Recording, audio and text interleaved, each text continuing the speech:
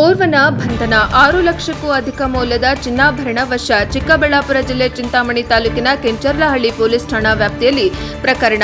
ಓರ್ವ ಆರೋಪಿಯನ್ನ ಬಂಧಿಸಿರುವ ತಾಲೂಕಿನ ಕೆಂಚರ್ಲಹಳ್ಳಿ ಠಾಣೆ ಪೊಲೀಸರು ಆರೋಪಿಯಿಂದ 6 ಲಕ್ಷಕ್ಕೂ ಅಧಿಕ ಮೌಲ್ಯದ ಚಿನ್ನಾಭರಣಗಳನ್ನು ವಶಪಡಿಸಿಕೊಂಡಿರುವ ಘಟನೆ ನಡೆದಿದೆ.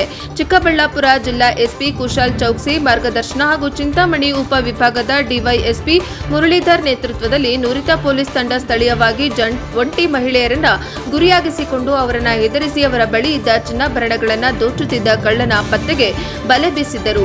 ಈ ಹಿನ್ನೆಲೆಯಲ್ಲಿ ಆರೋಪಿಯೋರ್ವನನ್ನ ಬಂಧಿಸಿ ಆತನಿಂದ 39.760 ಗ್ರಾಂ ತೂಕದ ಚಿನ್ನದ ಆಭರಣಗಳು, ಅಂದಾಜು ಮೌಲ್ಯ 5,56,640 ರೂಪಾಯಿ, 2 ದ್ವಿಚಕ್ರ ವಾಹನಗಳು, ಅಂದಾಜು ಮೌಲ್ಯ 60,000 ಸೇರಿ ಒಟ್ಟು 6,16,640 ರೂಪಾಯಿ ಮೌಲ್ಯದ ಮಾಲನ್ನ ವಶಪಡಿಸಿಕೊಂಡಿದ್ದು, ಆರೋಪಿ ಇದೇ ಚಿಂತಾಮಣಿ ತಾಲೂಕಿನ ಕೆಂಚರ್ಲಹಳ್ಳಿ ಪೊಲೀಸ್ ಠಾಣಾ ವ್ಯಾಪ್ತಿಯ ಕದಿರಾಪುರ ಗ್ರಾಮದ ವಾಸಿ 26 ವರ್ಷದ ಕೆಎನ್ ಚಂದ್ರ ಬಿಎನ್ ಲೇಟ್ ನಾಗರಾಜಪ್ಪ ಎಂದು ಗುರುತಿಸಲಾಗಿದೆ ಎಂದು ಕೆಂಚರ್ಲಹಳ್ಳಿ ಠಾಣೆ ಪೊಲೀಸರು ಬಿಡುಗಡೆ ಮಾಡಿರುವ ಪತ್ರಿಕಾ ಪ್ರಕಟಣೆಯಲ್ಲಿ ತಿಳಿಸಿದ್ದಾರೆ.